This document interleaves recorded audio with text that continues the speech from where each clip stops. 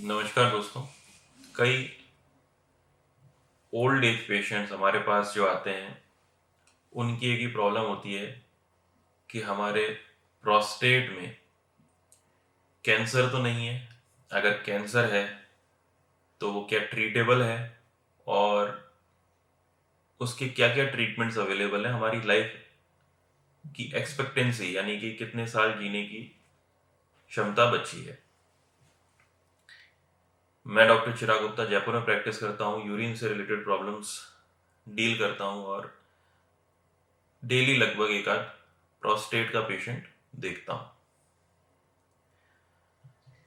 Prostate cancer आज की date में यूजुअली ज़्यादा डायग्नोज होने लगा है क्योंकि एक सीरम पीएसए ब्लड टेस्ट है जिससे कि अंदाजा लगाया जा सकता है कि किसी को प्रोस्टेट कैंसर है या हो सकता है। सीरम पीएसए टेस्ट एक रूटीन टेस्ट है, ब्लड से होता है। एजिंग मेल्स में या जिनकी फैमिली हिस्ट्री है या सस्पेक्टेड है, उन कंडीशंस में ये टेस्ट करा लिया जाता है। कॉमनली ये टेस्ट 50 प्लस पेशेंट्स में, 50 की एज से ऊपर के पेशेंट में एक रूटीन टेस्ट की तरह करा लिया जाता है। इससे हमें ये पता चलता है कि बॉडी या ब्लड के अंदर पीएसए की वैल्यू कितनी है। सिंपल, ये कब कब बढ़ता है, ये प्रोस्टेट में तो बढ़ता ही है, साथ में कभी कभी इन्फेक्शन होता है या फिर कोई सर्जरी हुई होती है यूरिन के रास्ते से या कैथेटर डाला होता है यूरिन के रास्ते से, उस कंडीशन में भी पीएसए टेस्ट बढ़ सकता है।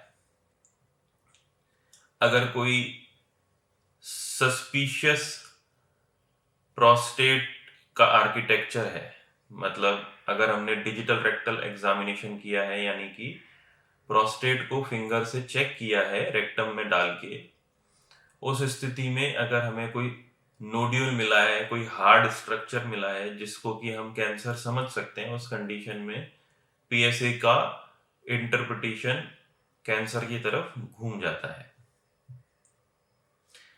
अगर पीएसए बढ़ा हुआ है तो हमें तुरंत उसकी बायोप्सी करके या उसकी एमआरआई करके उसके आगे के टेस्ट करके फाइंड आउट करना होता है कि क्या ये कैंसर है कि नहीं है।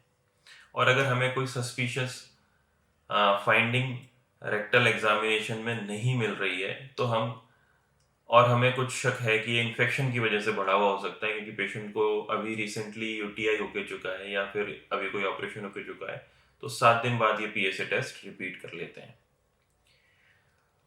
पीएसए टेस्ट के होने से प्रोस्टेट कैंसर के ट्रीटमेंट में बहुत हेल्प मिली है। प्रोस्टेट कैंसर बहुत अर्ली स्टेजेस में डिटेक्ट होने लग गए हैं और इनको सही समय पे पाके ट्रीट करने आसान हो गया है। कैंसर अगर सही समय पे मिल जाए तो उसको ट्रीट करना आसान हो जाता है। जब एक बार हमें ये कंफर्म हो जाता है कि हाँ पीएसए बढ़ा हुआ है और प्रोस्टेट में कैंसर हो सकता है, तो इस स्थिति में हम पेशेंट की एमआरआई कराते हैं।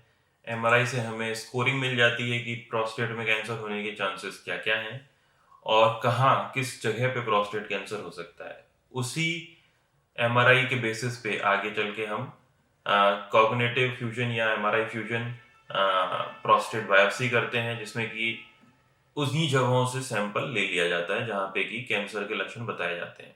एमआरआई से हमें एक चीज़ और पता चलती है, जिसकी प्रोस्टेट के आसपास के अंगों में तो कैंसर नहीं फैल गया है, जैसे कि सेमाइनल वेसिकल, ब्लैडर नेक और उसके आसपास के एरिया जैसे कि कैप्सूल से बाहर निकल के उसके आसपास के फैट में तो नहीं चला गया है। और ये सारी चीज़ें हमें पता चलती हैं, कौन से लोब में है, कितना फैला हुआ है, कितना बड़ा नोड्यूल है। प्रोस्टेट के कैंसर में और भी कई लक्षण हमें मिलते हैं और भी कई सिम्टम्स हमें मिलते हैं, जैसे कि यूरिन में ब्लड आना, यूरिन रुक रुक के आना, यूरिन में जलन होना। बट ये सारे सिम्टम्स बहुत ही बाद में आते हैं। यूजुअली पीएसए टेस्ट से ही ये कैंसर डिटेक्ट होता है सही समय पे। अगर ये लक्षण आने लग गए इसका मतलब कि ऑलरेडी ब्लैडर नेक में कैंसर पहुंच चुका है और उसकी वजह से वहां पे ब्लड आना शुरू हो गया है। एमआरआई के बाद बायोप्सी की जाती है। बायोप्सी के बाद उसकी स्कोरिंग मिल जाती है कि कितना खराब ग्रेड का या कितना अच्छे ग्रेड का हमारा कैंसर है, और इस कैंसर में क्या ट्रीटमेंट हमें देना चाहिए, अब हमें ये सोचना होता है। ट्रीटमेंट से पहले हमें इसका स्प्रेड पता करना पड़ता है, जो कि PSMA पेट स्कैन और स्पाइन की स्क्रीनिंग MRI के थ्रू हमें पता चलता है।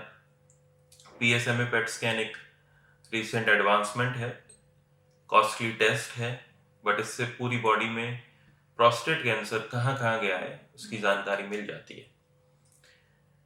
एक बार जब ये पता चल जाता है कि कौन सी स्टेज का कैंसर है, तो इसका ट्रीटमेंट किया जाता है। अगर कैंसर लोकलाइज्ड है, अपनी जगह पे है, तो सर्जरी, रेडियोथेरेपी के द्वारा इसका ट्रीटमेंट किया जाता है।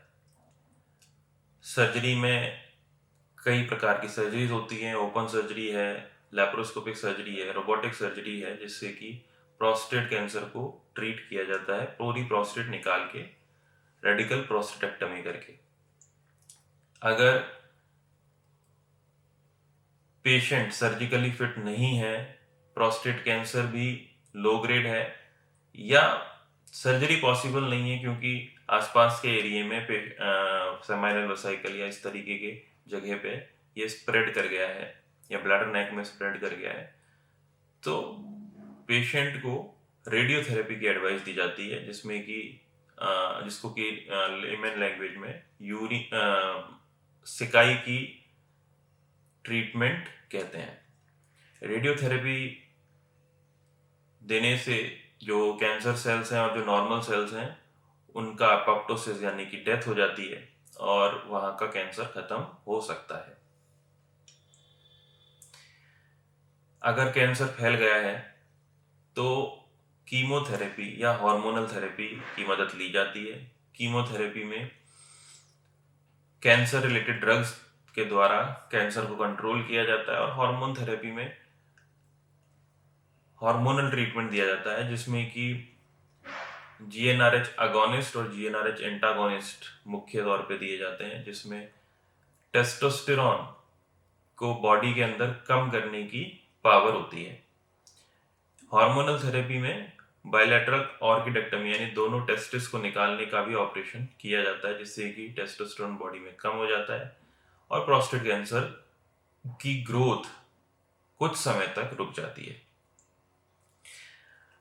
इसके आगे की जो थेरेपी है उसमें एबिराटेरॉन, एंजालुटामाइड, ये सारी इंपॉर्टेंट हैं। प्रोस्टेट कैंसर में बोन पेन यानी कि हड्डियों में दर्द होना, हड्डियों का फ्रैक्चर होना कॉमन होता है, इसलिए हड्डियों का बड़ा ध्यान रखा जाता है। उसके लिए कई मेडिसिन्स हैं, कैल्शियम, विटामिन्स, ये तो हैं ही।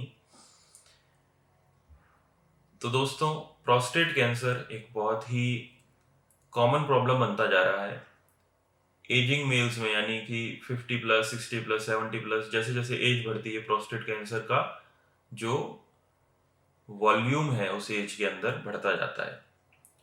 70+ पेशेंट्स में कॉमनली ये प्रोस्टेट कैंसर देखा जाता है, तो हमें बहुत ही सतर्क रहना पड़ता है। सही समय पे टेस्ट करा के सही ट्रीटमेंट के द्वारा हम इसको कंप्लीटली क्योर कर सकते हैं। स्क्रीनिंग टेस्ट जैसे कि PSA, उसे सही समय पे करा लें तो इसका बेनिफिट हमें मिल सकता है। दोस्तों, इस वीडियो से हमने जाना कि CA प्रोस्टेट कितनी इंपॉर्टेंट प्रॉब्लम है और उसको किस तरीके से हम सही समय पे फाइंड आउट कर सकते हैं। अगर आपको ये वीडियो पसंद आता है तो आप इसको लाइक, शेयर और सब्सक्राइब जरूर करें, ताकि ज़रूरतमंदों के पास ये वीडियो पहुंच सके और इससे वो फ़ायदा उठा सकें, प्रोस्टेट कैंसर जैसी गंभीर समस्या से निजात पा सकें। धन्यवाद।